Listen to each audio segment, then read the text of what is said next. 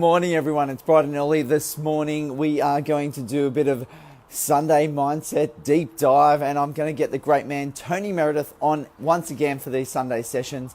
Action-packed yet again today. Look, it's an early start. Tony is involved in an event over in the Gold Coast, and interesting to see what kind of audience we get on this early. Mick, obviously an early riser, got a couple of kids and probably burning the candle at both ends in terms of getting those kids ready for the day or week ahead. Tony, how are you and what's going on, Tony? Hello, mate. I'm up here at an entrepreneurial event. It's called Exponential Entrepreneur.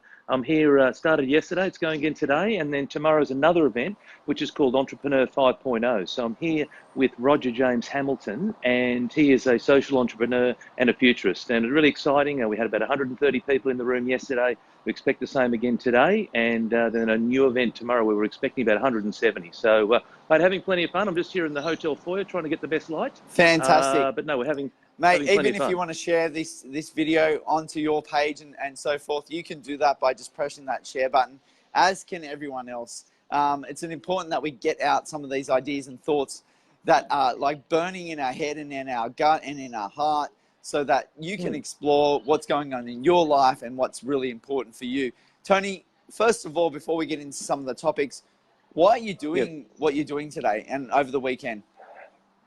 So firstly, I'm crewing, and so I'm here on a voluntary basis. I'm here because it's a wonderful opportunity. The guy who's running this 3 days is a world leader in his space, and for me, it's about how do I get closer to these sorts of people.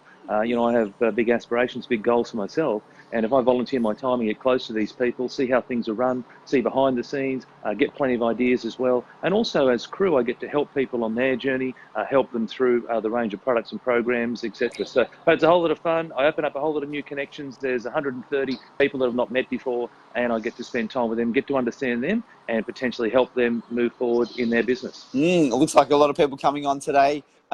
Linda, Adrian, Mark as well, and Cheryl, Louis, thanks for coming on. It's a great audience. Maybe we should do the 7:30s, mate.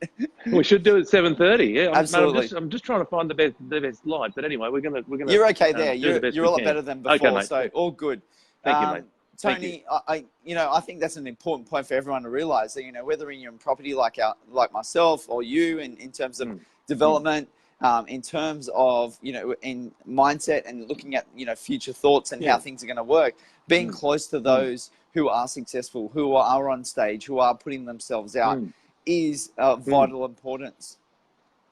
Oh, look, it is. And let me just give, so this event yesterday and today is all around exponential thinking. That is, think a lot bigger than where you are. So the mindset or the conscious thinking that's got you to where you are is not going to get you to where you want to go. And fascinatingly, he asked 4 very simple questions to demonstrate how simple it is to change your thinking. So I'll ask you, mate. So in an hour, if you were to travel 4 kilometres, how would you do it?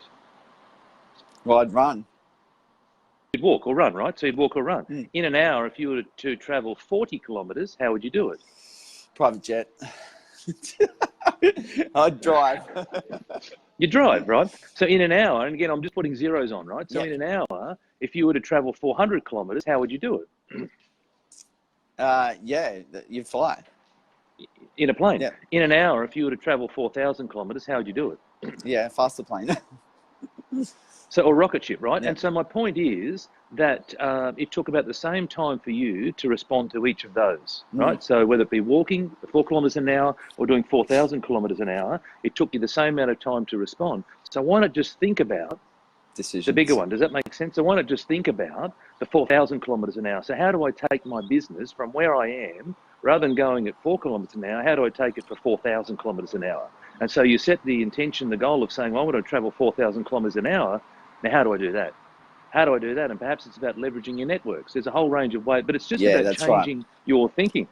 The other thing that came up is if you want to create $1 billion business, and let's put it in context. If you want to create $1 million business, you have to come up with $1 million problem, right? So you've got to solve $1 million problem in order to have $1 million business.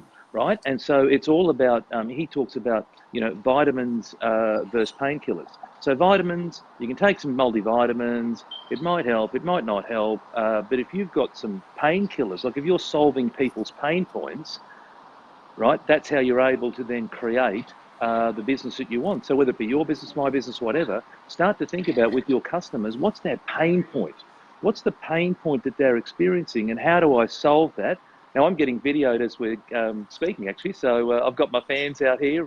But how do we solve that particular pain point? Does that make sense? Yeah, absolutely. And that's what it is. We're problem solvers, right, in business. The best way to create a business is to solve someone's problem. And you look at it, all the technologies. We're on a phone right now. It's speed, efficiency, internet at your fingertips, be able to do things straight away. That's why everyone's got a phone. Like, it's efficiency. That's it. Be able to get contact. But think about a bigger problem. So think about the bigger problem, right? So not just a little problem. Like if you come up with $100 problem, well, that's $100 business. Sure. What's the $1 million problem? Does that make sense? So start to think about the bigger problem, and then what's your product or service that's going to solve that? So, and again, the whole idea of these 2 days is about exponential entrepreneurship. So that is really starting to open your mind up to all the possibilities. So what's the bigger problem for a phone then? Like, what would be the driver behind iPhones and Samsungs and so forth?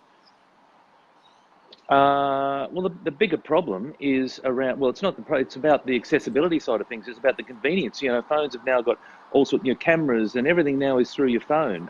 You don't need to have, carry around the old, Kodak camera and the video camera and all these the iPad and so your laptop. laptop. The iPad, right? You just take it with you now, and that's why, if you're into the social media space, they're actually saying don't necessarily do something for a desktop. Do it from a mobile device. That's the now where customers are watching this, where they're consuming the content on a mobile device, because it's accessible. It sits in your pocket. It's got everything that you need in it, and so that's an idea there with the phone. So it looks like some really great learnings there today, Tony. Let's talk about some of the topics that we came up with for this morning's event. Firstly, it was about being yourself, and I know it's very easy for people to say this, but truly being yourself, especially at times where you're getting those judgments in and you feel a bit silly. I actually went to an event last night where I dressed up, had a wig on. It was a bit of an 80s rock theme type situation. Well, I made it an 80s rock theme. Yeah. But, you go in those situations, everyone's staring at you. How do you then not go inside your skin and really full out and play out and be yourself? Because you're looking inwardly. Because you're looking inwardly, because you're thinking about, it's all about me, and it's about, I look silly, or I'm going to say the wrong thing, or if I make a mistake, etc. You're looking inwardly, as opposed to looking outwardly, which is, you know what, I'm here for a laugh, I'm here to have my friends, I'm here to have a joke, I don't mind being the butt of the jokes, I don't mind being the butt of the party, all those types of things. You want to shift your thinking to being, correct, but shift your thinking to being outward, as opposed to inward. When we get all wrapped up, and it's because we're thinking about ourselves, and we're worried about the things that we're going to say. We're worried about how we're going to look. We're worried if we say the wrong thing. We're worried if someone judges us. We talk a lot around it's about self-awareness, and it's about getting to understand yourself. And the best way to understand yourself is to reflect. And I say this all the time, just reflect, like just notice how you're feeling at certain events. Notice if you can feel your heart rate start to increase. Notice if you're starting to get a bit sweaty. Notice all these types of things, and then start to reflect on, well, why would that be the case? And am I thinking inwardly? Am I starting to get a bit sweaty and fearful because I'm thinking about how I could potentially look? Versus, what if I thought about, hey, I'm here to help someone. What if I'm here to help them move forward and, or help someone have a laugh? I'm going to get dressed up, go to an event, an 80s theme, dressed up to have a laugh, so that it might just help someone else. Relax and put their guard down. Yeah. And I'm really comfortable in doing that. And it's not easy, right? But here's the thing: when you do it once, and you've done this plenty of times, then I would imagine that the first time you did that, it would have been a challenge for you. But now, because you do these things over and over and over and over again, it's just second nature. And so for anyone out there, I'm not suggesting getting dressed up in your 80s gear, but what I'm saying is that you just try something once.